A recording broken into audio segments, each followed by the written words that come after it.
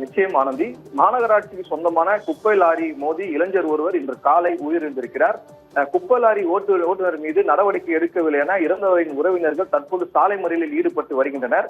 இளைஞர் மீது குப்பை லாரி ஏறி இறங்கும் சிசிடிவி காட்சிகள் வெளியாகி உறவினர்கள் மத்தியில் பெரும் சோகத்தை ஏற்படுத்தியிருக்கிறது.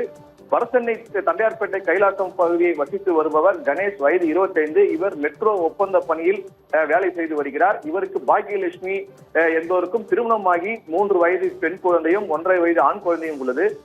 காலை தனது மகளை பள்ளிக்கு அழைத்து சென்று விட்டு வரும் வழியில் எழில்நகர் பகுதியில் வந்துள்ளார். அந்த சாலை குறுகிய சாலை என்பதால் மாநகராட்சி குப்பை வண்டி கணேஷை முந்தி செல்ல முற்பட்ட போது இருசக்கர வாகனத்தில் மோதியது.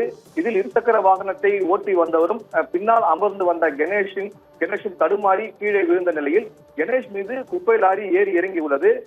இந்த சம்பவ இடத்திலேயே கணேஷ் பரிதாபமாக உயிரிழந்த நிலையில் போலீசார் தற்போது வரை எந்த நடவடிக்கையும் எடுக்கவில்லை என கூறி உறவினர்கள் தண்டையார்பேட்டை பகுதியில் சாலை மறியலில் ஈடுபட்டு வருகின்றனர். அந்த பகுதியில் சாலை சரியில்லாததால் இந்த விபத்து ஏற்பட்டிருக்கும் என அவர் உறவினர்கள் கூறி வருகின்றனர்.